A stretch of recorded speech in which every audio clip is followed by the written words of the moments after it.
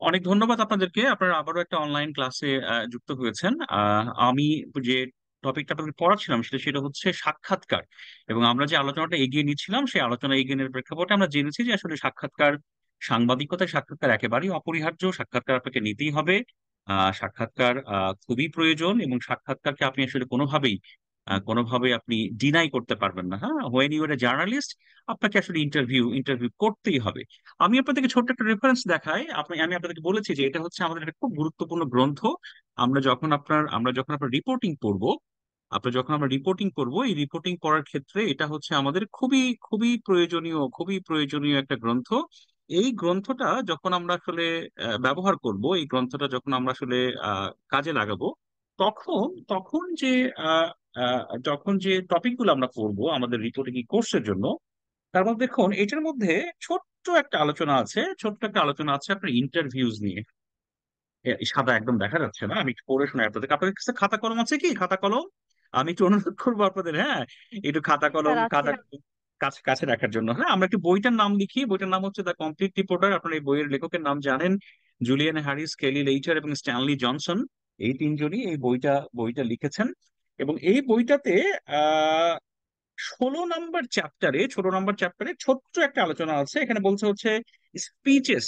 Speech মানে আপনারা জানেন, আজান পড়ছে, হ্যাঁ, স্পিচেস মানে হচ্ছে আপনার বক্তব্য। তারপর হচ্ছে পাবলিকেশনস, এবং বলা হচ্ছে interviews. Speeches, publications and interviews, এই তিনটা নামে ছোট্ট একটা আপনার আলোচনা আছে, এবং খুব গুরুত্বপূর্ণ আলোচনা। হ্যাঁ, গুরুত্বপূর্ণ আলোচনা। এবং ইন্টারভিউজ যেখানে আছে এটা বলা হচ্ছে পেজ নাম্বার 228, 228। আমি একটু 228-এ যাই। 228-এ যে কি দেখা যায় একটু দেখি। 228, আপনারা আপনারা দেখুন যে এখানে এখানে যে 228, 228-এ ছোট্ট একটা ছোট্ট একটা ওই যে সাদা, এটা দেখা যাবে না, হ্যাঁ, ছোট্ট একটা চ্যাপ্টার এখানে আছে। বলা হচ্ছে 228 থেকে 28, 29, 30, মাত্র তিন তিন পেজ। আমি আপনাদেরকে বলবো এটাও একটু ফটোকপি করে আপনাদের কাছে রাখতে, এবং আপনারা যখন ইন্টারভিউ সম্পর্কে পড়াশোনা করবেন, ইন্টারভিউ সংক্রান্ত যখন আপনারা কাজ করবেন, তখন যাতে অবশ্যই অবশ্যই এটা একটু আপনারা পড়ে নেবেন। এটা আমি কয়েকবার মনোযোগ দিয়ে পড়েছি। আমি কিছু জিনিস আপনাদেরকে আলোচনা করে দিচ্ছি। তাহলে ইন্টারভিউ এর যে যে রিসোর্স গুলো আমরা ব্যবহার করব, ইন্টারভিউ যে রিসোর্স গুলো আমরা কাজে লাগাবো, সেই কাজে লাগার রিসোর্স গুলোর মধ্যে অন্যতম হচ্ছে আমার এই বইটা। এই বইটার এখানে লেখা আছে পার্সোনাল ইন্টারভিউ, কিন্তু আমরা interview personal interview, symposium interview, তারপরে আপনার নানা ধরনের যে আরো সাক্ষাৎকার আছে সেগুলো সবই আমরা পড়বো। তো এখানে আপনার এই চ্যাপ্টারটুকু, হ্যাঁ, এই মাত্র 3 পৃষ্ঠার এই চ্যাপ্টারটুকু, এটা আমরা অবশ্যই খুব খুব মনোযোগ দিয়ে পড়বো। আমি এখান থেকে কয়েকটা লাইন একটু আপনাদেরকে আপনার পড়ে শোনাই, যাতে যাতে আপনারা এই বিষয়টা আরো ক্লিয়ারলি বুঝতে পারেন।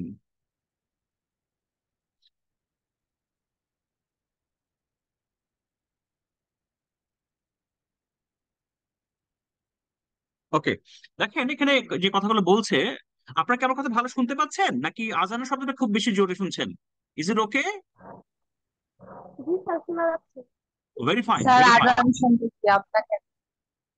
হ্যাঁ, আসলে আজানের ধ্বনি তো খুব সুমধুর। হ্যাঁ, আমরা একটু না ওয়েট করলেই ভালো হতো। যাই হোক, আমরা আজানের শেষ পর্যায়েও চলে আসছি আর কি। হ্যাঁ,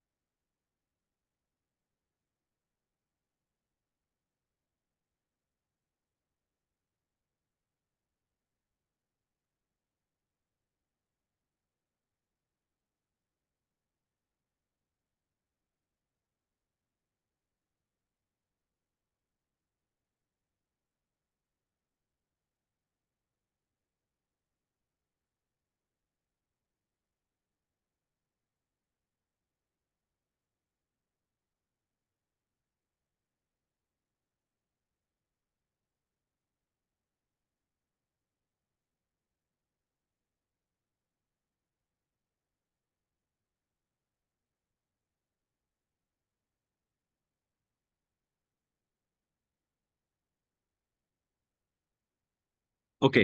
না, আপনাদের নেট প্রবলেম হচ্ছে আমি বুঝতে পারছি। আসলে ওই যে বললাম দুর্যোগপূর্ণ ওয়েদার সবই ঠিক আছে, হ্যাঁ, সবকিছু মিলে তো আসলে পরিস্থিতিটা ভালো নয়, তাই না? তো এই প্রেক্ষাপটে দুর্যোগপূর্ণ ওয়েদারের মধ্যে আমি একটু আপনারা এটা তো ভিডিও পেয়ে যাবেন। আপনারা যদি কোনো কারণে এখন ভালোভাবে যুক্ত নাও হতে পারেন, তাহলে আপনার ভিডিওটা তাড়াতাড়ি পেয়ে যাবেন, সেখানে আপনারা অবশ্যই ভিডিওটা শুনে নেবেন আর কি। তো আমি তো ভিডিওটা প্রতিদিনই আপ করে দিই, আজকেও আপ করে দিব যাতে আপনারা তাড়াতাড়ি এটা দেখতে পারেন। আমি একটু আপনাদের পড়ে শোনাই এই বইটাতে এই কি বলা আছে। বলা হচ্ছে virtually all news story are results of interview. দেখেন লাইনটা কি চমৎকার। All news stories are results of interview. বলা হচ্ছে সকল ধরনের সংবাদই হচ্ছে সাক্ষাৎকারের ফলাফল। সকল ধরনের সংবাদই হচ্ছে সাক্ষাৎকারের ফলাফল, কারণ সাক্ষাৎকার আপনাকে নিতেই হবে, কোনো বিকল্প নাই। তারপর কি বলছে, the reporter must talk with someone to get facts, questions for a story, even though he may be an I witness of the event. Policeman, hospital officials, I witness and other questions for facts concerning the automobile accident. কোথাও একটা road accident হলো, road অ্যাক্সিডেন্টে আপনি সংবাদ করতে যাবেন, আপনাকে কি করতে হবে? সেখানকার দায়িত্বরত পুলিশ কর্মকর্তার ইন্টারভিউ নিতে হবে, সেখানকার দায়িত্বরত আপনার ট্রাফিক যিনি দায়িত্বে আছেন তার ইন্টারভিউ নিতে হবে, যিনি এটা দেখেছেন, যার চোখের সামনে এটা ঘটেছে তার সাথে আপনাকে কথা বলতে হবে, হাসপাতালে যারা আহত আছেন তাদের বিষয়ে চিকিৎসকের সাথে কথা বলতে হবে। একটা ইন্টারভিউর জন্য, একটা স্টোরির জন্য একটা lot of interview is must. এই যে যে লাইনটা প্রথমে বলা আছে যে all news stories are results of interview, তারপরে কি বলছে,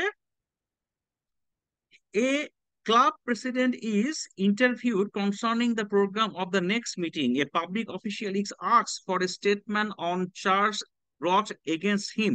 ধরেন এই যে আপনি ক্লাবের যে ম্যানেজার, তাকে আপনি প্রশ্ন করছেন যে আগামী অনুষ্ঠানটা কবে হবে। একজন পাবলিক অফিসিয়াল মানে হচ্ছেন যিনি হচ্ছেন আপনার একজন সরকারি কর্মকর্তা, তাকে আপনি কি প্রশ্ন করছেন? তাকে আপনি প্রশ্ন করছেন যে তার বিরুদ্ধে যে চার্জ গুলো আনা হয়েছে, তার বিরুদ্ধে যে অভিযোগগুলো আনা হয়েছে সেগুলো সম্পর্কে তিনি কি মনে করেন। তারপর কি বলা হচ্ছে, or a reporter May interview A number of person to get either a sampling of professional opinion or a man in the street। যেমন ধরেন এই যে আপনারা জানেন যে বাংলাদেশে অনেক সময় নানা বিষয় নিয়ে আন্দোলন হয়। যেমন একসময় আন্দোলন হয়েছে ডিএসএ নিয়ে, ডিজিটাল সিকিউরিটি অ্যাক্ট নিয়ে। একসময় আন্দোলন হয়েছে আপনার আরো অন্যান্য আইন নিয়ে। এই যে ধরেন আমাদের এখন শিক্ষক মহলে ইউনিভার্সিটিগুলোতে একটা আন্দোলন চলছে যে আপনার ওই যে শিক্ষকদের যে আপনার সর্বজনীন পেনশন স্কিম, এই পেনশন স্কিমটা আপনার কতটা গ্রহণযোগ্য, কেন শিক্ষকরা আন্দোলন নামছেন, এটা নিয়ে যদি কেউ রিপোর্ট করতে যায়, সাংবাদিকের প্রথম কাজ কি? সাংবাদিকের প্রথম কাজ হচ্ছে শিক্ষকদের সাথে কথা বলা। একজন শিক্ষক নয়, একাধিক শিক্ষকের সাথে কথা বলা, শিক্ষক নেতাদের সাথে কথা বলা, বিশ্ববিদ্যালয়ের আপনার আহ, আহ, দায়িত্বশীল যারা আছেন উপাচার্য মহোদয়ের সাথে কথা বলা, ইভেন ইউজিসির সাথে কথা বলা, ইভেন যেহেতু এটা আপনার অর্থ মন্ত্রণালয় থেকে জারি করা হচ্ছে, অর্থ মন্ত্রণালয়ের কারোর সাথে কথা বলা, তারপরে নিউজটা হবে। এই যে এতগুলো মানুষের সাথে কথা বলবেন, দোজ আর পার্টিকুলার ইন্টারভিউস, একটা ইন্টারভিউ, সেটা আপনাকে করতেই হবে। আচ্ছা, তারপর কি বলছে, হ্যাঁ, in a personal interview, the personal interview is one of the type. Personal interview এক ধরনের আপনার type. The subject of such an interview may be prominent scientists, nationally known professionals, athlete or leading movie or television performer। দেখেন আমরা বলি television star, এরা বলে performer. এই শব্দটা আমার খুব প্রিয়, হ্যাঁ, পারফর্মার, যে আপনার পারফর্ম করে। আর আমরা কি বলি? আমরা বলি যে মুভি স্টার। মুভি স্টার, এটা আসলে খুব একটা ভালো শব্দ বলে আমার কাছে মনে হয় না। আমরা বলতে গেলে মুভি পারফর্মার, দের perfect word is here, performer. তাহলে কি বলা হচ্ছে, আমরা ব্যক্তিগত ইন্টারভিউ কার নিই? অ্যাথলেটের ইন্টারভিউ নিই, স্পোর্টস পার্সনের ইন্টারভিউ নিই, হ্যাঁ, পারফর্মার ইন্টারভিউ নিই, আপনার হিরোর ইন্টারভিউ নিই, হ্যাঁ। তো এগুলো কিন্তু আমরা ইন্টারভিউ নিই অ্যাজ এ হচ্ছে পার্সোনাল ইন্টারভিউ। এবং সেই ইন্টারভিউ কেন নিই? For the news. এখানে খুব একটা ইন্টারেস্টিং তথ্য আছে এই আলোচনার মধ্যেই।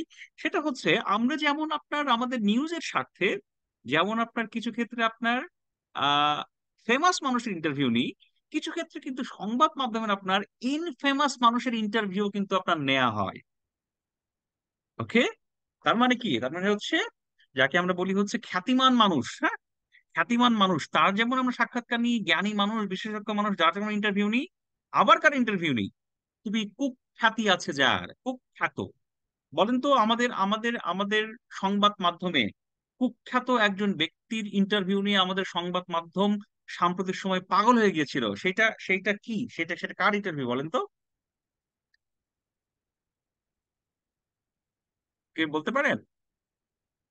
বাংলাদেশের সংবাদ মাধ্যমে একজন কুখ্যাত মানুষের ইন্টারভিউ একদিন বাংলাদেশের সকল টেলিভিশনে সম্প্রচার হয়েছে।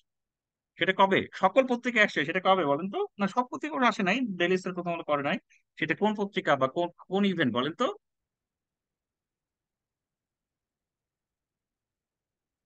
কে বলতে পারেন?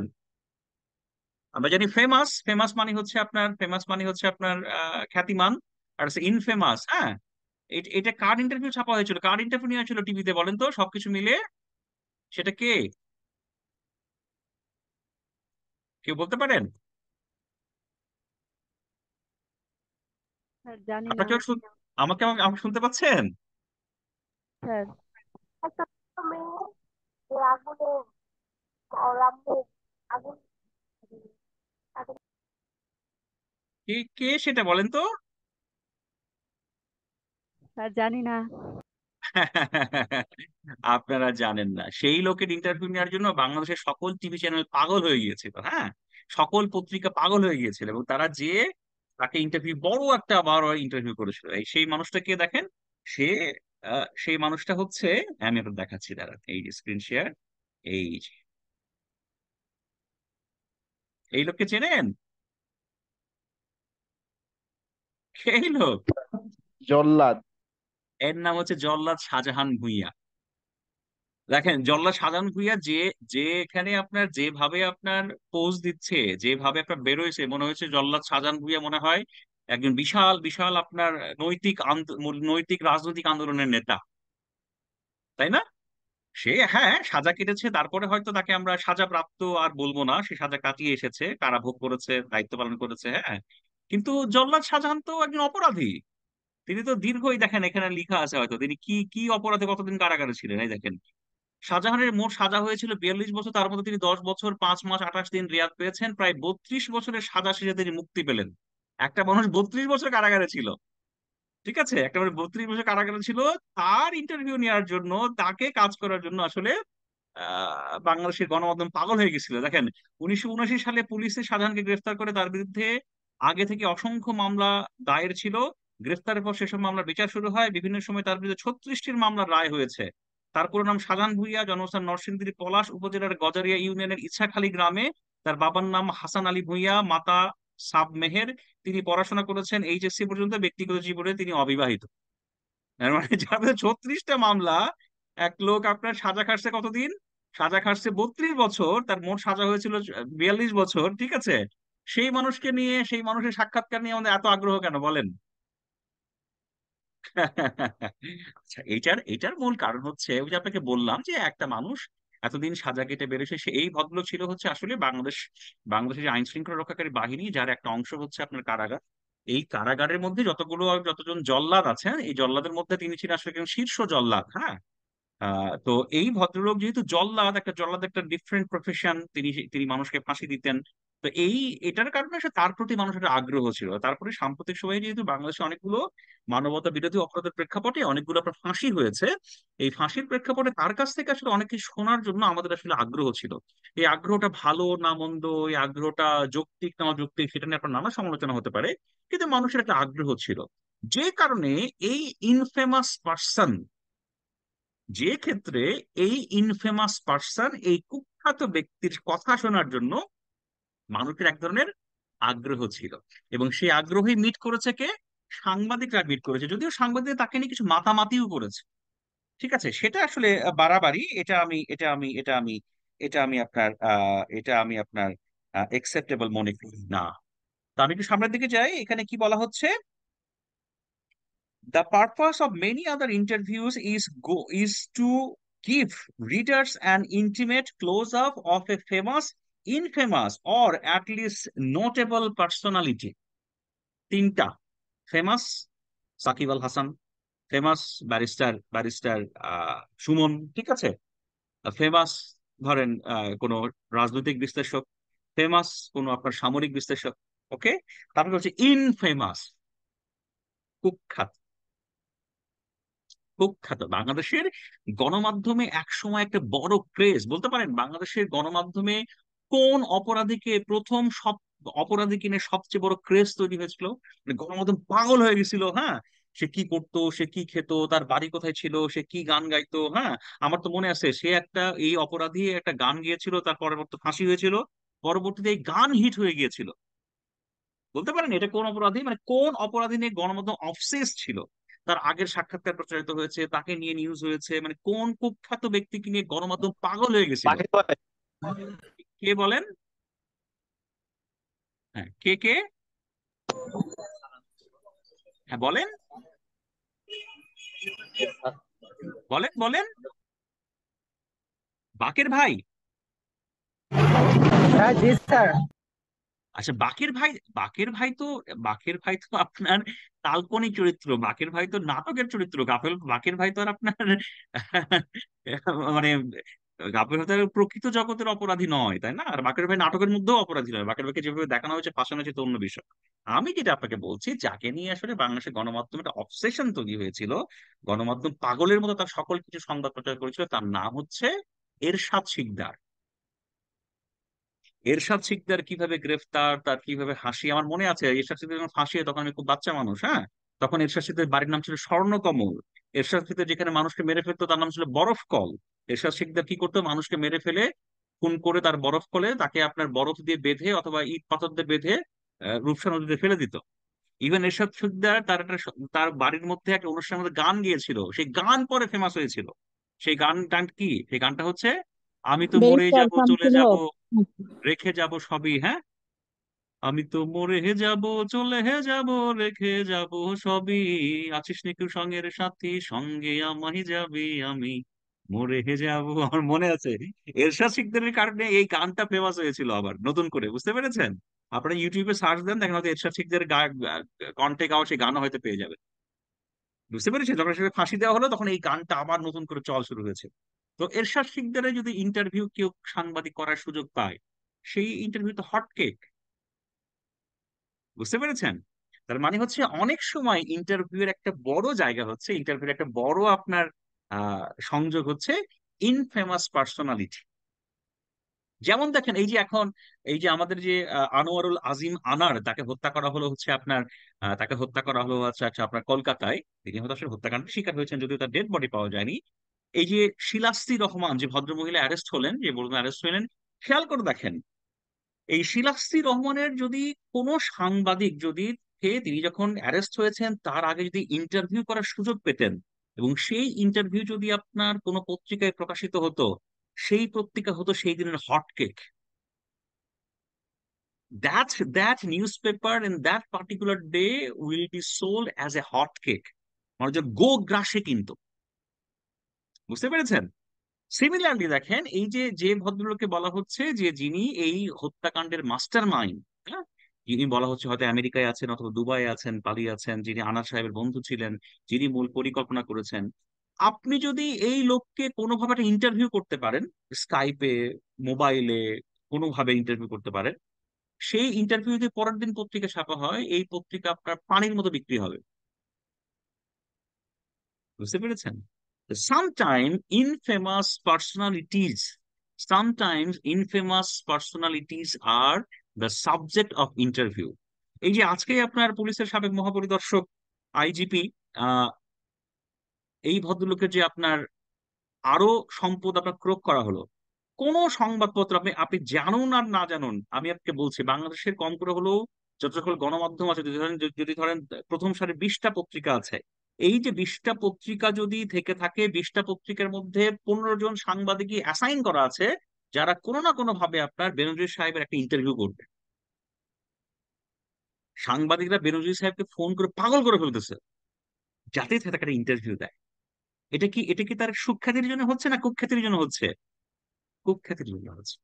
তো অনেক সময়ে ওই যে বললাম সুখ্যাতি কুখ্যাতি, এবং শেষে কি বলছে, অ্যাটলিস্ট নোট এবল পার্সোনালিটি, এই মানুষগুলোর আমরা কি করি, সাক্ষাৎকার নিই আমার নিউজের স্বার্থে। পরে কি বলা হচ্ছে, Throughout the history of American journalism, a number of writers have made names for themselves for excellent interviewers. They range from, এটা বলছে, হোরেসি ক্রিলে and his interview with Brigham Young to some of the brightest stars of 1960s.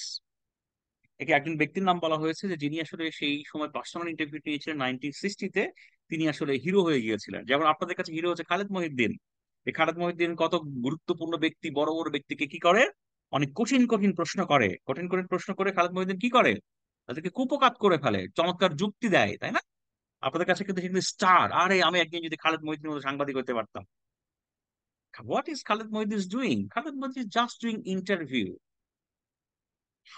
He is doing such good interviews? Because he has a journalistic sense and a very rich research team. Sir, এই যে সাম্প্রতিক সময়ে হচ্ছে যমুনা টেলিভিশনে একটা হুম অনুষ্ঠান প্রচারিত হচ্ছে, যেটা হচ্ছে প্রত্যেকদিন রাতে হয়। হুম যে একজন সাংবাদিক, যিনি হচ্ছে বাংলাদেশের দুইটা, বিশেষ করে বেশ অধিকাংশ সময় দেখা যায় যে মানে বাংলাদেশ আওয়ামী লীগ এবং জাতীয়তাবাদী দল বিএনপির হচ্ছে দুইজন নেতাকে হচ্ছে সামনে দাঁড় করিয়ে তাদের হুম সম্পর্কে নানা ধরনের দল সম্পর্কে প্রশ্ন করে এবং একটা নির্দিষ্ট সময় বেঁধে দেওয়া হয়। হুম। এই অনুষ্ঠানটা আস্তে আস্তে জনপ্রিয় হচ্ছে দেখছি স্যার। হ্যাঁ, ওই অনুষ্ঠানের নাম মনে হয় রাজনীতি, ওটা নিকোল আপা করেন, ওনার নাম হচ্ছে রোকসানা আঞ্জুমান নিকোল। হ্যাঁ, উনি আমাদের হ্যাঁ, বড় হ্যাঁ। আপা। হ্যাঁ, আমি দীর্ঘদিন ওনার সাথে কাজ করেছি। এটা একটা ভালো প্রোগ্রাম। পেছনে ডার্ক ব্যাকগ্রাউন্ড থাকে, সামনে একটা ডায়াস থাকে, তাই না? আর যখন কথা বলা শুরু করেন তখন একটা টাইমার ওঠে আর কি। হ্যাঁ, এটা একটা নতুন দিক। হ্যাঁ, নতুন দিক, এটা এটা খুব ভালো। ঠিক আছে। এই যে দেখেন, এখন এখন আসেন এখানে মূল আলোচনা। আমি গতদিন কি বলেছিলাম? গতদিন আমি আপনাদেরকে বলেছিলাম যে ওয়ান অফ দ্য কি questions one of the key questions and one of the most vital thing about a perfect news interview is is research. রিসার্চের অপর নাম কি? Planning the questions. আপনি কিভাবে কোশ্চেন প্ল্যান করবেন, কি জানতে চাইবেন, এটা আপনাকে রিসার্চ করতে হবে না? আপনি একজন মানুষের ইন্টারভিউ করতে গেছেন, তাকে আপনি চেনেনই না। আপনি একজন মানুষের ইন্টারভিউ করতে গেছেন, তার সম্পর্কে কিছু জানেনই না। আপনি একজন মানুষের ইন্টারভিউ করতে গেছেন, তাকে আপনি কোনোদিন দেখেননি। যেমন ধরেন, আমি একটু বলি যে বাংলাদেশের ইতিহাসে one of the finest columnist হচ্ছে আব্দুল গাফফার চৌধুরী। আপনারা চিনে থাকবেন। এখন ধরেন, আমাকে যদি কোনো পত্রিকা, আমার পত্রিকা অফিস বলে যে গাফফার চৌধুরী একটা ইন্টারভিউ করতে, হ্যাঁ, গাফফার চৌধুরী একটা ইন্টারভিউ করার জন্য আমি প্রথমে কি করব? আমি আব্দুল গাফফার চৌধুরীকে, তাকে আমি দেখার চেষ্টা করব, তার সম্পর্কে সব কি সংবাদ সংবাদ মাধ্যমে হচ্ছে সেগুলো আমি জানার চেষ্টা করব। আর আমি যদি দায়িত্বশীল সাংবাদিক হই, আমি যদি যথাযথ সাংবাদিক হই, এবং আমার হাতে যদি 4-5 দিন সময় থাকে, তাহলে আমি কি করব? যে বইটার মধ্যে বা যে জায়গায় গাফফার চৌধুরী সম্পর্কে সবচেয়ে বেশি কিছু জানা যাবে, সবচেয়ে ভালো তথ্য জানা যাবে, তেমন একটা বই পড়ে ফেলবো। আমি আপনাদের একটা বই দেখাই। এটা হচ্ছে আব্দুল গাফফার চৌধুরীর আপনার আত্মজীবনী, যার নাম হচ্ছে ধীরে বহে বুড়িগঙ্গা। এটা খুব চমৎকার একটা বই। হ্যাঁ, এটা চমৎকার একটা বই। একজন সাংবাদিকের পুরো জীবনের জার্নি এখানে তুলে ধরা আছে। সিমিলারলি এই ধরনের বই আছে, আপনারা জানেন, আমি আপনাদেরকে আলোচনা করেছি হয়তো ক্লাসে, যে আমরা ইয়ের কথা জানি, যার নাম হচ্ছে আপনার ফয়েজ আহমদ, তার কথা জানি। আমরা আরো ভালো করে জানি হচ্ছে বিখ্যাত সাংবাদিক এবিএম মুসা, তিনিও চমৎকার বই লিখে গেছেন। তার দারুণটা বই আছে মুজিব ভাই নামে। আমি যে আপনাকে বলবো, যারা আপনার বঙ্গবন্ধু সম্পর্কে জানতে চান, বঙ্গবন্ধু শেখ মুজিবুর রহমানের মহানুভবতা সম্পর্কে জানতে চান, আমি বলবো যে একটু মুজিব ভাই বইটা পড়বেন। প্রথমা থেকে প্রকাশিত বই, খুব ছোট একটা বই, চিকন একটা বই। আমার ধারণা 150 থেকে 200 টাকার মধ্যে মনে হয় দাম।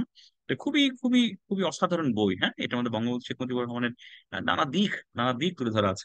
আমি আপনাদের যেহেতু এই আলোচনায় ছোট্ট একটা জাস্ট আমি আপনাদের একটা তথ্য তুলে ধরি যে বঙ্গবন্ধু শেখ মুজিবুর রহমান যখন দেশে ফিরলেন 1972 সালে 10 জানুয়ারি, তারপরে আপনারা জানেন 1971-এ বাংলাদেশের মুক্তিযুদ্ধের বিপক্ষে যে সকল পত্রিকা আপনার কাজ করেছিল, তার মধ্যে অন্যতম ছিল যে মর্নিং নিউজ, ইংরেজি পত্রিকা। এটা ছিল পাকিস্তান ন্যাশনাল ট্রাস্টের পত্রিকা।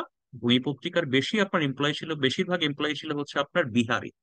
বুঝতে পেরেছেন? তো এই পত্রিকার একজন সম্পাদক ছিলেন, তার নামটা আমার আপাতত মনে নেই, বইয়ে আছে, আমি দেখে বলতে পারবো। তো সেই ভদ্রলোক ছিল বিহারি, এবং সেই পত্রিকা মুক্তিযুদ্ধের 9 মাস এবং তার আগে যখন একটা গণ আন্দোলন চলছিল, অসহযোগ আন্দোলন চলছিল, পুরো সময়টাই আপনার অত্যন্ত ঘৃণ্য ভূমিকা পালন করেছিল, অত্যন্ত নেতিবাচক ভূমিকা পালন করেছিল বাংলাদেশের স্বাধিকার আন্দোলন বা স্বাধীনতা আন্দোলনের প্রেক্ষাপটে। তো যখন বাংলাদেশ স্বাধীন হয়ে গেল, তখন আসলে এই পত্রিকাটা আবার মনে হয় 18 তারিখে প্রকাশিত শুরু করে। তারপরে কি দাঁড়ায়? তারপরে দেখা যায় যে সম্পাদক আসলে পালিয়ে যান। তখন বাঙালি যে কয়েকজন স্টাফ ছিলেন, তারা আসলে পত্রিকাটা চালাতেন। আমাদের আসরার, আসরার ভাই, বঙ্গবন্ধুকে আসরার ভাই বলতেন, আমি নামটা আপনাদের লিখে পরে জানিয়ে। তো তারপরে বঙ্গবন্ধু শেখ মুজিবুর রহমান কি করেছিলেন, যে তখন এবিএম মুসা ভাই ছিলেন, মুসা ভাইকে বলেছিলেন যে, "এই আসরার ভাই কই, আসরার ভাইকে ডেকে নিয়ে আয়।" মুজিব ভাই তো, শেখ মুজিবুর রহমান তো আসলে এরকম মানসিকতার মানুষ ছিলেন। তো পরে আসরার সাহেবকে খুঁজে নিয়ে আসা হয়। আসরাফ সাহেব আসার পরে বলেন, "আসরাফ ভাই ভয় পেন না, আমি আপনার জন্য যা যা করার করছি।" পরে আসরাফ সাহেবের মোহাম্মদপুর বাড়ি ছিল, সেই বাড়ি বিক্রি হয়। বাড়ি বিক্রি করার পরে সেই টাকা ডলার আকারে আসরাফ সাহেবকে দেওয়া হয়। তারপর আসরাফ সাহেব আপনার একেবারে সম্মানের সাথে নিরাপদে দেশ থেকে পশ্চিম পাকিস্তানে চলে যান, সম্ভবত নেপাল হয়ে। আসলে তাকে দেশ ত্যাগের ক্ষেত্রে সবচেয়ে গুরুত্বপূর্ণ ভাবে সহযোগিতা করেছিলেন সম্পদ সহ, সেটা হচ্ছে বঙ্গবন্ধু শেখ মুজিবুর রহমান। এই যে অসাধারণ কাহিনীগুলোই আসলে সাংবাদিকের এই বইগুলোতেই আছে। আমি আপনাদেরকে বলবো, আপনি সাংবাদিকতা যে নাও করে থাকেন, বাংলাদেশের ইতিহাসের প্রেক্ষাপটে যে ঘটনাগুলো, এই ঘটনাগুলো যদি একটু আপনারা জানার ব্যাপারে আগ্রহ তৈরি হয়, তাহলে আমি বলবো যে আপনারা এই যে কয়েকজন সাংবাদিক, এবিএম মুসা, ফয়েজ আহমদ, হ্যাঁ, আব্দুল গাফফার চৌধুরী, তাদের যে আত্মজীবনী গুলো আছে, এগুলো আপনারা একটু পড়বেন, এগুলো খুব কাজে দেবে। হ্যাঁ, আমিও 7-8 বছর সাংবাদিকতা করেছি, আমি একটা আত্মজীবনী লিখছি। আমি জানি না আমি হয়তো ফেমাস কিছু হতে পারবো না, তবে এক সময় হয়তো এটা একটা বই আকারে হয়তো বেরোতে পারে আর কি। আর এটা কাজ আসলে একটু একটু করে চলছে। এনিওয়ে, আমরা ফেরত আসি। তো তাহলে আমরা আমরা পরিপূর্ণভাবে কি জানলাম, সেটা হচ্ছে যে আমাদের আসলে আমরা ইনফেমাস পার্সনকে আমরা ইন্টারভিউ করবো, এবং সেই ইন্টারভিউ করার জন্য আমার সবচেয়ে বড় কি দরকার, আমার রিসার্চ দরকার, কোশ্চেন প্ল্যানিং দরকার। মানে খুব চমৎকার করে আছে, ওইটা দেখতে পাবো না, কোশ্চেন প্ল্যানিং। দেখেন, কোশ্চেন প্ল্যানিং এ খুব চমৎকার করে কয়েকটা কথা বলছে, আমি একটু এটা আপনাদের শেয়ার করি। কোশ্চেন প্ল্যানিং এ কি বলছে, কোশ্চেন প্ল্যানিং এ বলছে, in general question should be pertain to the work life of a personal interest of the person interviewed, but they should be planned to bring answer that will interest the newspaper reader। পরিকল্পনা করে নিয়ে যাবেন, কিন্তু সংবাদ প্রশ্নগুলো এমন হবে যে সংবাদগুলোর ব্যাপারে আসলে পাঠকের আগ্রহ আছে। বুঝতে পেরেছেন? Question should be timely and to whatever extent possible local. Comments of the prominent person on a current national event are timely, and on a current local event both timely and local। বলা হচ্ছে যে আসলে ধরেন আমি সাকিব আল হাসানকে জিজ্ঞাসা করব, সাকিব আল হাসান জিজ্ঞাসা করবো কি নিয়ে জিজ্ঞাসা করবো, আগামী ওয়ার্ল্ড কাপ নিয়ে জিজ্ঞাসা করবো। সাকিব আল হাসানকে তো আমি আর সাউথ আফ্রিকার ক্রিকেট নিয়ে জিজ্ঞাসা করবো না। সাকিব আল হাসানকে আমি বাংলাদেশের ক্রিকেটে জিজ্ঞাসা করি। তার মানে হচ্ছে সামনে world cup, time of world cup is timely. And local, local মানে হচ্ছে আমার আমার ঘটনা প্রবাহ। সাকিব আল হাসান তো আর বলতে পারবো না যুক্তরাষ্ট্রের ক্রিকেট এত ভালো কেন হল। He is not person to talk about USA cricket, যদিও তার সাথে ক্রিকেট খেলেছে, কোনো একটা মন্তব্য সে করতে পারে, কিন্তু he is not the perfect person. যেমন ধরেন এই যে এখন ধরেন এই যে ঘূর্ণিঝড় হচ্ছে, ঘূর্ণিঝড়ের বিষয়ে আপনাকে সংবাদের ক্ষেত্রে সহযোগিতা করার জন্য আপনি কার কার ইন্টারভিউ করবেন। আপনি খেয়াল করে দেখেন, আপনি যদি প্রত্যেকটা যদি আপনি ইয়েতে যান, প্রত্যেকটা যদি আপনি অনলাইনে যান বা নিউজ পেপার পোর্টালে যান, আপনি দেখবেন আজকে কাদের কাদের ইন্টারভিউ নেওয়া হচ্ছে। আজকের দিনের প্রথম ইন্টারভিউ হচ্ছে কার, তিনি হচ্ছেন আপনার আবহাওয়া অধিদপ্তরের দায়িত্বশীল কর্মকর্তা, যিনি আসলে ঘন্টায় ঘন্টায় আবহাওয়ার বুলেটিন তৈরি করছেন। Is the most important person, number one. Second important person কে, দুর্যোগ ও ত্রাণ মন্ত্রণালয়ের সচিব অথবা মন্ত্রী। কারণ এই দুর্যোগ আসার পরে আপনার মন্ত্রণালয়গুলোতে কি ঘটবে, সরকার কি করবে, সেগুলোর ব্যাপারে কথা বলার, দায়িত্ব নেওয়ার, সিদ্ধান্ত নেওয়ার মূল দায়িত্ব হচ্ছে সেই ব্যক্তির। তারপরে কার ইন্টারভিউ, তারপর ইন্টারভিউ হচ্ছে আপনার যারা আসলে দুর্যোগ ব্যবস্থাপনা বিশেষজ্ঞ অথবা পরিবেশ বিশেষজ্ঞ, পরিবেশ বা জলবায়ু পরিবর্তন সংক্রান্ত বিশেষজ্ঞ। প্রথমে আসবে দুর্যোগ ব্যবস্থাপনা বিশেষজ্ঞ, যে এই যে দুর্যোগটা আসছে, এই যে ঘটনাটা ঘটছে, এই দুর্যোগ থেকে বাঁচার জন্য আসলে সরকারের আর কি কি করা দরকার, আমরা কি কি ভুল করছি, বা কি করলে আসলে মানুষের ক্ষয়ক্ষতি আরো কমানো যাবে, এই যে বিষয়গুলো, এগুলো কে বলবে, একজন দুর্যোগ ব্যবস্থাপনা বিশেষজ্ঞ বলবে। তারপরে আমি কোথায় যাব, তারপরে আমি ইন্টারভিউ করবো হচ্ছে যেখানে এটা হিট করতে যাচ্ছে সেখানকার মানুষজনের কথা আমি শুনবো, তাদের ইন্টারভিউ করব। সেখানকার স্থানীয় প্রশাসন, সেখানকার ডিসির আমি ইন্টারভিউ করব। সেখানকার একদম লোকাল প্রশাসন, সেখানকার আমি উপজেলা চেয়ারম্যান ইন্টারভিউ করব। সেখানে আমি একজন ইউনিয়ন পরিষদের চেয়ারম্যান ইন্টারভিউ করব। দেখেন এই যে সবগুলো কিন্তু আজকের দিনের জন্য তারা, আপনি আজকে টিভি খোলেন, আপনি আজকে পত্রিকা খোলেন, সব জায়গায় আপনি, আমি যতগুলো বললাম, এই এতগুলো আপনার সাক্ষাৎকার দাতা ব্যক্তিকে আপনি পাবেন। এবং একজন সাংবাদিক বাধ্য তাদের যথাযথভাবে যথাযথভাবে সাক্ষাৎকার নিতে। এবং কি করতে হবে, সাংবাদিককে জানতে হবে। যেমন ধরেন এখন আপনি আবহাওয়া অফিসে আছেন, আবহাওয়া অফিসে যেয়ে কি আপনি প্রশ্ন করবেন যে মাননীয় আবহাওয়া অধিদপ্তরের উপপরিচালক বা উপপ্রধান, আপনি একটু বলুন তো যে বাংলাদেশের কতগুলো কতগুলো আপনার সাইক্লোন শেল্টার চালু হয়েছে। উনি কি এটা বলতে পারবে? সাইক্লোন শেল্টারের উত্তর দিতে পারবে কে? মন্ত্রণালয়। ঠিক আছে। আবহাওয়া অধিদপ্তরের লোক কি কিসের আনসার দিবে? আবহাওয়া আনসার দিবে যে এটা এখন এত কিলোমিটার গতিতে ঘুরছে, এটার এখন অগ্রভাগ প্রবেশ করেছে, এটার আই বল এখানে, এবং এটা ল্যান্ডফল মানে আমাদের ভূমিতে এতটা সময় আসবে, তারপরে এটা পার হয়ে যাবে। That person is designated to say about this, not for the cyclone shelter. So এইভাবে আপনাকে প্রশ্নগুলো সাজাতে হবে। আচ্ছা, তারপর আরেকটা শব্দ আমি কোথায় যেন আহ আহ, হ্যাঁ হ্যাঁ হ্যাঁ হ্যাঁ হ্যাঁ হ্যাঁ, হ্যাঁ, হ্যাঁ, হ্যাঁ, পেয়েছি। ওকে।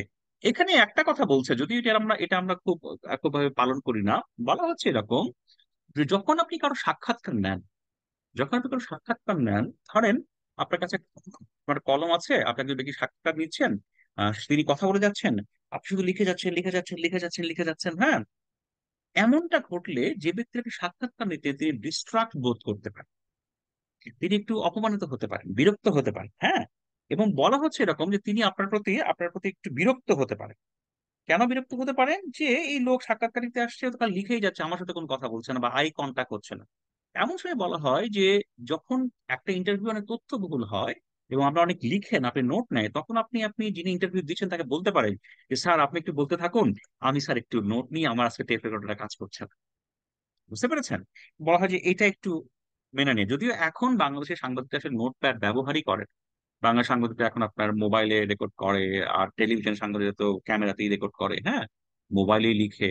কিন্তু আমি আপনাদেরকে বলছি, অ্যাজ এ জার্নালিস্ট তার আসলে অত্যন্ত গুরুত্বপূর্ণ একটা বৈশিষ্ট্য হওয়া উচিত, তার আসলে অত্যন্ত গুরুত্বপূর্ণ আপনার আহ অনুশীলন হওয়া উচিত, অভ্যাস হওয়া উচিত, নোটপ্যাড নেওয়া এবং নোটপ্যাড ব্যবহার করে তার সাক্ষাৎকারটা আপনার গ্রহণ করা। এই আলোচনাটা ছোট্ট করে এখানে আছে, তো আমি আমি আপনাদেরকে বলবো এটা আপনারা অবশ্যই এখান থেকে পড়ে নেবেন। আমি আপনাকে ছোট্ট একটা জিনিস দেখাই, সেটা হচ্ছে যে কেন আমাদের সাক্ষাৎকার গুরুত্বপূর্ণ, কেন আমরা সাক্ষাৎকার লাগবেই, কেন আমরা সাক্ষাৎকার প্রতিদিন পড়বই, হ্যাঁ। তার একটা গুরুত্বপূর্ণ গুরুত্বপূর্ণ উদাহরণ এখানে আছে। আমি একটু এখানে ঢুকি। আপনারা কি দেখতে পাচ্ছেন আমার স্ক্রিনশটটা দেখতে পাচ্ছেন স্ক্রিনটা? জি স্যার, আপনার কি? দেখতে পাচ্ছি। হ্যাঁ, হ্যাঁ, স্ক্রিনটা দেখতে পাচ্ছেন। স্ক্রিনটা যদি দেখতে পান তাহলে এটা একটু ছোট করি তো। ওই হারাই ফেললাম, বলেন তো, আমি তো এটা ওই গেল। হুম, আচ্ছা দাঁড়ান, এটাকে একটু, এই স্ক্রিনশটটাকে একটু ইয়ে করতে হবে। এই কে কি কথা বলছেন? হ্যাঁ, এই যে দেখেন, এখন কি দেখতে পাচ্ছেন স্ক্রিনটা? দেখতে পাচ্ছেন? জি স্যার। জি স্যার। জি আপনি স্যার। দৈনিক দৈনিক প্রথম আলো দেখতে পাচ্ছেন? জি, পাচ্ছেন। দেখা যাচ্ছে। জি স্যার। দেখেন, দৈনিক প্রথম আলো আজকের যে পত্রিকা, আজকের পত্রিকায় তাদের প্রথম পাতায় তাদের 3টা অভিমত প্রকাশিত হয়েছে। 3টা অভিমত কি নিয়ে? সাবেক সেনাপ্রধান আজিজ আহমেদ ও সাবেক পুলিশ প্রধান বেনজির আহমেদকে ঘিরে দুর্নীতির অভিযোগ উঠেছে। এছাড়া সংসদ সদস্য আনোয়ারুল আজিম কলকাতায় খুনের নেপথ্যে চোরাচালানের অভিযোগ এসেছে। এসব ঘটনা নিয়ে কথা বলেছেন 3জন বিশিষ্ট নাগরিক। বাংলাদেশের 3জন বিশিষ্ট নাগরিককে কি করা হয়েছে? প্রথম আলো থেকে ফোন করা হয়েছে, প্রথম আলো থেকে একটা স্কাইপে বা কোনো একটা ফর্মে ইন্টারভিউ নেওয়া হয়েছে। তারপরে তারা, দেখেন, আজকের এই পত্রিকায় প্রধান যে আপনার নিউজ, সেই নিউজের নিচেই যে খবরটা ছাপা হয়েছে, সরকার ও দেশের ভাবমূর্তি ক্ষুণ্ণ হয়েছে। ব্রিগেডিয়ার সাখাওয়াত হোসেন, আওয়ামী লীগকেই দায় নিতে হবে, আইনের প্রতি শ্রদ্ধা দিন দিন কমছে। এই 3টা ইন্টারভিউ না? All are interviews, all are interviews. A reporter is bound to take interviews in his daily life. এই যে সাখাওয়াত হোসেনের যে ইন্টারভিউ, সেই ইন্টারভিউটা এখানে পুরোটা বলা আছে, দেখেন কখন ইন্টারভিউ নেওয়া হয়েছে, সংবাদ মাধ্যমে কথা বলে, সব এখানে আছে। হ্যাঁ, সব এখানে আছে। তিনি এখানে এখানে কথা বলেছেন। কি বলছেন? আলোচিত 3টি ঘটনার মধ্যে দুর্ভাগ্যজনক দেশে দুটি বাহিনীর সাবেক 2জন প্রধানের বিষয় এসেছে। এর মধ্যে পুলিশ বাহিনীকে পুলিশ বাহিনীর সাবেক প্রধান বেনজির আহমেদের বিরুদ্ধে দুর্নীতি অভিযোগ করেছে তা ব্যাপক। সাবেক এই পুলিশ প্রধানের যে পরিমাণ সম্পদের কথা সংবাদপত্রে প্রকাশিত হয়েছে তা অকল্পনীয়।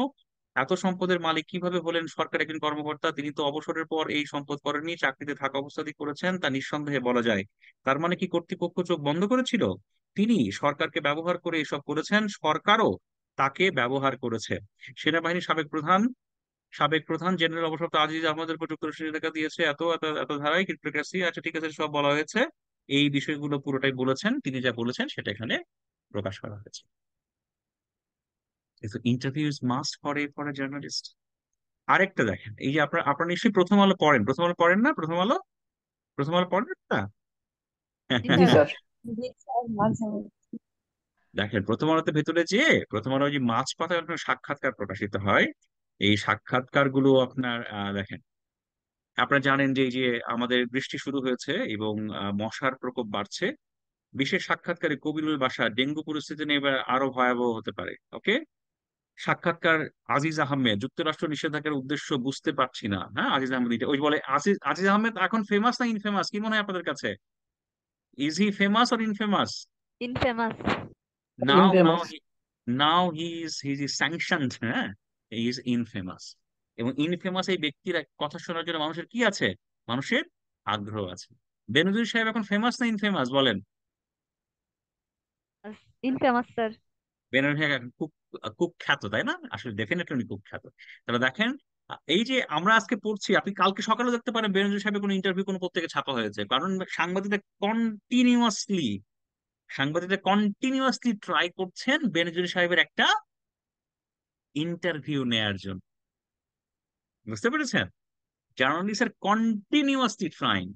আমি যে চ্যানেলে আপনার স্বল্প সময়ের জন্য কাজ করি খণ্ডকালীন ভাবে, সেখানকার সাংবাদিকরাও অ্যাসাইন করা আছে, যিনি কন্টিনিউয়াসলি আপনার বেনজির সাহেবকে ফোন করে যাচ্ছেন যাতে তাকে যদি একটা ইন্টারভিউ দেয়। এই যে বিশ্ব ব্যাংকের আপনার সাবেক কর্মকর্তা জাহিদ ভাই, তিনি ইন্টারভিউ দিয়েছেন। বিশেষ সাক্ষাৎকারে জাহিদ হোসেন দূরদর্শীদের অভাবে ব্যাংক একত্রীকরণের সিদ্ধান্ত। আপনারা জানেন বাংলাদেশের ব্যাংকিং খাতের কিছু আপনার সমস্যার কারণে ব্যাংকগুলো একীভূত করা হয়েছে, এবং সেটাকে তিনি বলছেন কি একত্রীকরণ সিদ্ধান্তটা হয়েছে দূরদর্শিতার অভাবে। হ্যাঁ, এই যে কথা ইহুদি, আপনারা জানেন গাজাতে হচ্ছে একটা একটা যুদ্ধ চলছে, এক ভয়াবহ যুদ্ধ চলছে, জেনোসাইড চলছে। সেখানে কি বলা হচ্ছে, ইহুদি ইতিহাসবিদ আভি স্লেইমের সাক্ষাৎকার। একজন ইহুদি, একজন জিউস, তিনি তিনি আপনার এই সংঘাতটাকে কিভাবে দেখেন, এই সংঘাতটা সম্পর্কে তার মন্তব্য কি, তিনি কিভাবে চিন্তা করেন, তার একটা বর্ণনা আপনি এই সাক্ষাৎকারের মধ্যে পাবেন। আমি একটু আপনাদেরকে বলি এই সাক্ষাৎকার একটু পড়তে আর কি। হ্যাঁ, কারণ এই সাক্ষাৎকারের মধ্যে আমাদের যে ইসরায়েল প্যালেস্টাইন যে সংঘাত, এই সংঘাতের একটা বড় বড় বিষয় আছে। আপনারা যদি একটু পড়েন, এটা এটা আমার খুব ভালো লাগবে। হ্যাঁ, আগামী দিন সবাইকে একটু পড়ে আসবেন তো, ঠিক আছে? আমি এটা আপনাদের আপনাদের স্যার। ইয়েতে দিয়ে দিলাম। হ্যাঁ, আপনাদের ওই যে গ্রুপে দিয়ে দিলাম, ঠিক আছে?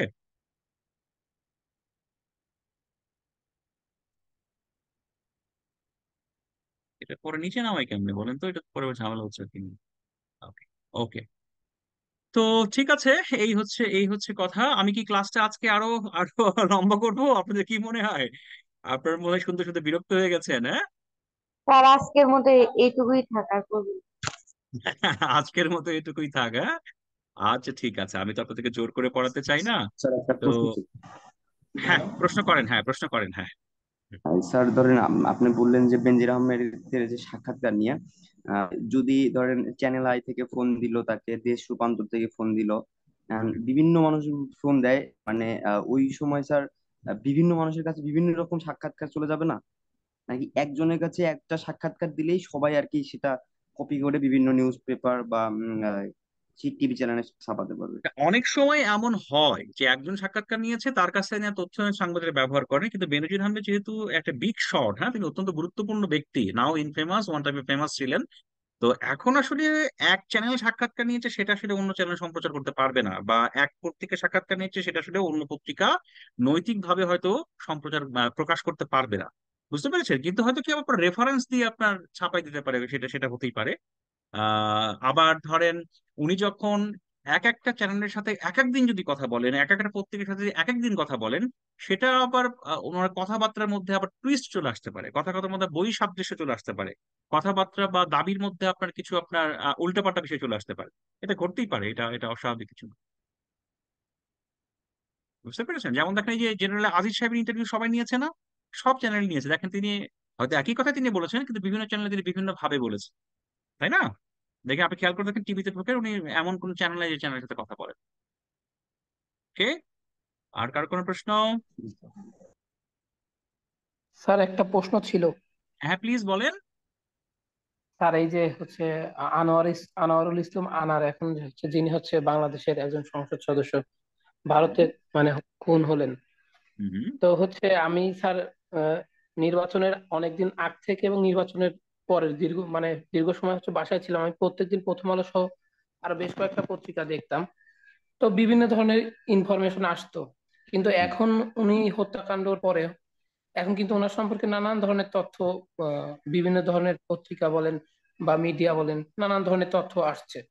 স্যার হুম। একজন সংসদ সদস্য যিনি এর আগে 2বার সংসদ সদস্য হয়েছে, তারপরে তৃতীয়বার যখন ওনাকে সংসদ সদস্য মানে সংসদ মানে সরকার দল থেকে মনোনীত করা হলো, তখন কি স্যার এই ধরনের বিষয়গুলো সাংবাদিকরা জানেন না এই তথ্যগুলো? বা জানার পরে কি তারা হচ্ছে এইগুলো জানার পরেও কি এইগুলো কি তারা কি কখনো হচ্ছে এই তথ্যগুলো আনেন না এক্স্যাক্টলি। সামনে? না, আপনি আপনি ঠিক প্রশ্ন করেছেন। আপনি প্রশ্নটা এই জন্য করেছেন যে আসলে এইটা ঘটার পরেই কেন এই সংবাদগুলো হয়, তাই না? সাংবাদিক তো সবই জি জানে, স্যার। সাংবাদিক কেন প্রকাশ করে না, হ্যাঁ? যেমন ধরেন খুব ইন্টারেস্টিং, জি স্যার। নিশ্চয়ই আমারও অনেক দুর্বলতা আছে, নিশ্চয়ই আপনারাও অনেক আমাকে খুব অপছন্দ করেন, হ্যাঁ? হয়তো আমি এমন কোন আচরণ করি যারা আপনারা আমার প্রতি ক্ষুব্ধ বা রাগান্বিত, হ্যাঁ? হঠাৎ করে দেখা গেল যে আমি আপনার ইউনিভার্সিটিতে কোনো একটা, কি বলা যায়, কোনো একটা আইন বহির্ভূত কাজ করে ফেলেছি। ঠিক আছে, আইন বহির্ভূত কাজ করে ফেলেছি, তখন হয়তো আপনাদের সাংবাদিক কোনো বন্ধু বা আপনাদের বিভাগের কোনো সাংবাদিক নিউজ করে দিবে, হ্যাঁ, যে এই শিক্ষকের চরিত্র তো এইরকম। বুঝতে পেরেছেন? তো তখন আপনি প্রশ্ন করতে পারেন, এই তুই এই নিউজ আগে করিস নাই কেন, সারাটা বিপদে পড়ছে তুই তখন নিউজটা করছিস। এটাকে বলা হয় আপনার প্রাসঙ্গিকতা আর কি, হ্যাঁ? যেমন ধরেন আনোয়ারুল আজিম, এই ভদ্রলোক, তিনি মারা গেছেন খুব দুঃখজনক ভাবে, মর্মান্তিক ভাবে মারা গেছেন, এটা কারোই কাম্য নয়। তিনি যে সকল অপরাধ করেছেন, করে থাকতে পারে, যে সকল অভিযোগ, তার আপনার আইনি প্রক্রিয়ায় তার কিছু ব্যবস্থা হতে পারতো বা হওয়াটাই উচিত ছিল, সেটা হয়নি, ঠিক আছে। কিন্তু আপনি তো জানেন যে বাংলাদেশের আসলে যারা ক্ষমতাসীন এবং যারা রাজনীতি করেন, বোথ, আমি বলবো যে যখন বিএনপি গভর্নমেন্ট ক্ষমতা ছিল তখন, এখনকার যারা ক্ষমতায় আছেন তখনও, আগামীতেও যারা ক্ষমতায় আসবেন তারাও, যারা আসলে পাওয়ার পলিটিক্স করে, তাদের হিস্ট্রিটা অনেক সময় এরকম ফেয়ার থাকেন। বুঝতে পেরেছেন? এটা কি হয়, বিভিন্ন সময় এটা এমার্জ হয়। আমি আবারও বলছি, এটা 2001 থেকে 2006 সাল পর্যন্ত যে ঘটনা, বর্তমানেও এমন, আগামীতেও এমন হবে। তো সো যখন আপনার একটা ঘটনা ঘটে কোনো প্রেক্ষাপটে, তখন আসলে সেই বিষয়টাকে নিয়ে আসলে নানাভাবে সংবাদ হয়। এটাই আসলে সাংবাদিকটা অনেক সময় আপনার ওই যে ব্যাকগ্রাউন্ড চেকের একটা কথা আছে এবং আপনার প্রাসঙ্গিকতার ব্যাপার আছে, তখন আসলে এই নিউজগুলো একের পর এক আসে। বুঝতে পেরেছি? তখন মানুষ একটা আগ্রহ তৈরি জি হয় স্যার। সে বিষয়ে জানতে। ওই যে আমি আপনাকে জি বললাম স্যার। যে আপনি তো আমার বিরুদ্ধে কেউ কেউ নিউজ টিউজ করেননি, তবে আমি ইউনিভার্সিটিতে একটা বড় ধরনের অন্যায় অপরাধ করে বসলাম, হ্যাঁ, তখন তো লোকজন ভাববে যে আরে, এই মাস্টারটা তো টেলিভিশনে নিউজ টিউজ পড়ে, হ্যাঁ, এ এত খারাপ, এর এত সমস্যা, হ্যাঁ। তখন আপনাদের এক বন্ধু আরেকটা নিউজ টিউজ বের করে ফেললো যে আমাদের স্যার তো আরো খারাপ। তখন আরেকটা নিউজ চেক করে দিল আর কি, হ্যাঁ। তখন অফিস বললো যে হ্যাঁ, এই স্যার তো ঝামেলার মধ্যে আছে, এই স্যার এরকম অপরাধ করেছে, দাও এই স্যারের আরেকটা নিউজ চালাই দাও। বুঝতে পেরেছেন? এরকম হয় আর কি, হ্যাঁ। তবে আপনি যে কথাটা মূলভাবে বলতে চেয়েছেন, যে বাংলাদেশে যারা আসলে সংসদ সদস্য হন তাদের কিছু অংশ, সবাই নয়, কিছু অংশ হয়তো কোনো না কোনো ভাবে আপনারা অপরাধের সাথে যুক্ত ছিলেন আগে, হয়তো এখনো আছেন, হয়তো ভবিষ্যতেও থাকবেন। ঠিক আছে, আপনার প্রশ্ন হচ্ছে যে মারা যাওয়ার আগে বা কোনো বিষয়ে আলোচনা হওয়ার আগে সাংবাদিকরা কেন সেটা আনভেইল করেন। এটা কিছু কিছু ক্ষেত্রে আনভেইল হয়, কিছু কিছু ক্ষেত্রে কোনো রিপোর্টার, কোনো পত্রিকা আপনার আন্তরিকভাবে সেখানে ডিসকভার করে নিউজ করে। কিন্তু বেশিরভাগ ক্ষেত্রে হয় না। যেমন ধরুন এই যে বেনজির সাহেব, বেনজির সাহেব কিন্তু তাকে নিয়ে কিন্তু প্রথমে আপনার তা কি বলবো, প্রথমে হ্যামারিংটা করেছে হচ্ছে কালের কণ্ঠ, তাই না? কালের কণ্ঠ হওয়ার পরই তারপর আস্তে আস্তে আস্তে আস্তে সকল সংবাদপত্র নিউজ হতে শুরু করেছে, সকলপত্র সামনে আসছে। এখন তো তিনি এখন তো তিনি তার মালামাল ক্রপ হচ্ছে, ঠিক আছে। এখন দেখবেন বেঞ্জির সাহেবের অনেক সংবাদ হতে পারে, ওনার ব্যক্তিগত চরিত্র নিয়ে সংবাদ হতে পারে, উনি প্রফেশনের সময় কি কাজ করছেন সে কারণে সংবাদ হতে পারে, আবার নতুন করে সামনে আসতে পারে উনি যখন পুলিশ প্রধান ছিলেন তখন তিনি কি কি মানবাধিকার লঙ্ঘন করে সে বিষয়গুলো সামনে আসতে পারে। আসলে একটা নিউজ হওয়ার পরে, একটা বিষয় সামনে আসার পরে মানুষের যখন আগ্রহ তৈরি হয়, সেই আগ্রহকে মিট আপ করার জন্য আসলে, বা আগ্রহকে আরো উস্কে দেওয়ার জন্য আসলে সংবাদ মাধ্যমগুলো আপনার নানা ধরনের সংবাদ করে, যে কারণে এই বিষয়গুলো সামনে আসে। স্যার, তার মৃত্যুটা যদি ন্যাচারাল ডেথ হইতো তাহলে কি তাকে মানে গুণগান গাওয়া হইতো? যদি ন্যাচারাল হইতো, যদি হত্যাটা না হইতো, তাহলে কি তার পাসপোর্ট বাংলাদেশের উন্নয়ন করেছে? বাংলাদেশের বাংলাদেশের বাস্তবতা বলে হয়তো গুণগানই গাওয়া হতো, বাংলাদেশের বাস্তবতা বলে হয়তো গুণগানই গাওয়া হতো আর কি। হ্যাঁ, হয়তো হয়তো আমি আমি আই এম নট শিওর। এবং এটা আবার আমি আবারও বলছি, এটা শুধুমাত্র বর্তমানের সংসদ সদস্যের ব্যাপার নয়, এটা বাংলাদেশের কালচারটাই এরকম। বুঝতে পেরেছেন? এটা আগেও ঘটেছে এরকম, এখনো ঘটছে, আগামীতেও ঘটবে। ওকে। তবে আমি একটা কথা আপনাদের বলতে চাই যে আসলে আহ ধরেন একটা মানুষ যদি, তার বিরুদ্ধে যদি কোনো নানা ধরনের অভিযোগ থাকে, আসলে তার আইনের আশ্রয় নেয়ার বা আইনের কাছে সোপর্দ করার একটা সভ্য প্রক্রিয়া থাকা দরকার, নাম্বার ওয়ান। আর নাম্বার টু হচ্ছে একটা মৃত্যু তো মানুষের লাস্ট, হ্যাঁ, মৃত্যু চাইতে বেদনাদায়ক, মৃত্যু চাইতে আসলে শেষ তো আর কোনো কিছু নেই। তো একটা মানুষের মৃত্যু, সেটা এরকম নৃশংস মৃত্যু, তার আপনার হাড়গোড় কেটে ফেলা হয়েছে, মাংস বিভিন্ন জায়গায় ফেলে দেওয়া হয়েছে পত্রপত্রিকায় বর্ণনা অনুযায়ী, এটা তো আসলে ভয়াবহ। এটাকে আমরা, তিনি যতটাই অভিযুক্ত অপরাধী হন না কেন, সেটাকে আমরা আসলে কোনো অবস্থাতেই সমর্থন করতে পারি না। যদি ইনি বিএনপির হতেন, জামাতের হতেন, এবং অন্য কোনো দলেরও হতেন, স্বতন্ত্রও হতেন, একজন সচেতন মানুষ হিসেবে, সংবেদনশীল মানুষ হিসেবে এই প্রক্রিয়াকে আপনার সমর্থন করা বা এই প্রক্রিয়ায় উল্লসিত হওয়া, সেটাকে আমি যুক্তিযুক্ত মনে করি না। আমরা শেষ করি, কি বলেন? শেষ করি না? জি স্যার। হ্যাঁ, জি স্যার। হ্যাঁ। আর আপনারা চাচ্ছেন আমি খুব দ্রুত এটাও আমি আপনাদেরকে আপলোড করে দিব, ঠিক আছে? তাহলে আমরা কি রিপোর্টিং কোর্সের ইন্টারভিউ এর ব্যাপারে আমরা ক্লিয়ার নাকি বলেন? ইন্টারভিউ এর আরো নানাভাবে পড়া যায়, সেটা হয়তো পরে আমরা পড়বো, কিন্তু আমরা যে এই যে টপিক গুলো পড়লাম ইন্টারভিউ নিয়ে একটু সাম আপ করি। ইন্টারভিউ কি, ইন্টারভিউ কেন, কেন ইন্টারভিউ নেওয়া হয় সেটা আমরা আলোচনা করেছি স্লাইডে। ইন্টারভিউ কত প্রকার সেটা একটু আলোচনা হয়েছে। ইন্টারভিউ করার জন্য 9R পদ্ধতি আমরা কিভাবে গ্রহণ করবো সেটা নিয়ে আমরা আলোচনা হয়েছে। ইন্টারভিউ রিসার্চ কেন প্রয়োজন সেটা নিয়ে আমরা আলোচনা করলাম। আজকে আমরা করলাম যে ইন্টারভিউ এর প্রশ্নগুলো আমরা কিভাবে, সেটা আলোচনা হলো। আমরা ফেমাস ইনফেমাস পার্সন আলোচনা করলাম, ঠিক আছে? আরো কিছু আপনাদেরকে আমি ইয়ে দিয়ে দিয়েছি, কি বলে, ম্যাটেরিয়ালস দিয়ে দিয়েছি, সেখান থেকে আপনারা পড়বেন। আমার কাছে মনে হয় যে ইন্টারভিউর জন্য এই তিনটা ক্লাসই যথেষ্ট। তারপরে যদি ইন্টারভিউ নিয়ে আপনাদের অন্য কোনো প্রশ্ন থাকে আপনারা করতে পারেন। আমি সেই সংক্রান্ত আলোচনা অথবা কোনো ম্যাটেরিয়ালস আমি আপনাদেরকে দিয়ে দিব। তাহলে আজকে শেষ করি নাকি বলেন? জি sir. Thank you so much. আমার আজকে অনেক মন খারাপ ছিল। বলেন তো, আমি আমি আই এম সো আনলাকি এবং সামটাইমস ভেরি, কি বলা যায়, not not so fit for my future planning. তো আপনাদের সাথে কথা বলে ভালো লাগলো। হ্যাঁ, আপনাদের সাথে ক্লাস করে আমার মনটা একটু ভালো হয়ে গেল। নিশ্চয়ই আপনাদের সাথে দেখা হবে। তাহলে কালকে ক্লাসটা আমরা অনলাইনে নিচ্ছি আপনাদের আবেদনের প্রেক্ষাপটে। অবশ্যই আমাদের আমাদের আবারও কথা হবে। আমরা অবশ্যই অফলাইনে ক্লাস করব। আমরা অবশ্যই ক্লাস করব, আমাদের প্র্যাকটিস গুলো করতে হবে, আমাদের সেকেন্ড পরীক্ষাটাও দিতে হবে। হ্যাঁ, আমি আপনাদের ফার্স্ট পরীক্ষাটা অলরেডি পরীক্ষার খাতা দেখে ফেলেছি, সেগুলো আমি ক্লাসে আলোচনা করবো। এবং আমার কাছে মনে হয় যেহেতু আপনারা প্রথমবারের মতো রিপোর্টিং কোর্সে আপনারা ক্লাস করছেন, আপনাদের রিপোর্টিং কোর্সের খাতাটা নিয়ে আমার কিছু আলোচনা করা দরকার, যার মাধ্যমে হয়তো আপনারা অনেক ভুল সংশোধনের সুযোগ পাবেন, যার মাধ্যমে হয়তো আপনারা নিজেদেরকে আরো ভালো করে প্রস্তুত করার সুযোগ পাবেন। এবং সেই আলোচনাটাতে নিশ্চয়ই আপনাদের অংশগ্রহণ মানে আপনাদের অংশগ্রহণ করাটা খুব জরুরি। হ্যাঁ, আমি হয়তো খাতার কারণ নাম্বার, মানে নাম্বার বলবো বলবো, অর্থাৎ খাতার হয়তো নাম বলবো না, কিন্তু সমস্যাগুলো নিয়ে জেনারেলি আলোচনা করলে আপনারা হয়তো উপকৃত হবে। So definitely I will try to do that for your better future. Thank you so much. হ্যাঁ, থ্যাংক ইউ সো মাচ। আপনারা চাইলে ভিডিওটা একটু অন করতে পারেন, আমি আপনাদেরকে একটু দেখে বাই বলতে পারি। এটা বাধ্যতামূলক নয়, আপনাদের দেখতে আমার ভালো লাগে। You are just like my son and daughter. It is not mandatory. Then I can say good bye. আমরা সোহানকে দেখতে পাচ্ছি, সোহান মুন্সি, খুবই চমৎকার, নো প্রবলেম। হ্যাঁ, আপনারা নিশ্চয়ই বাড়ির সিচুয়েশন আছেন, আমিও বাড়ির সিচুয়েশন, আমার পেছনে অনেক গুদামের মতো অবস্থা আর কি। হ্যাঁ, উপরের অবস্থা খুবই বাজে। হ্যাঁ, তো so it is not good background. হ্যাঁ, আব্দুল কুদ্দুসকে দেখা যাচ্ছে। হ্যাঁ, সে সুন্দর স্পোর্টস শার্ট পরে আছে। হ্যাঁ, ঠিক আছে, ঠিক, অনেক ধন্যবাদ। হ্যাঁ, আপনাদের সবার প্রতি আমার অশেষ কৃতজ্ঞতা। ইনশাল্লাহ কালকে আবারও 8টার সময় আপনাদের সাথে আমার আলাপ হবে আরেকটা অনলাইন ক্লাস। অনেক কৃতজ্ঞতা। শুভরাত্রি। ভালো থাকবেন। আল্লাহ হাফেজ স্যার। আল্লাহ হাফেজ।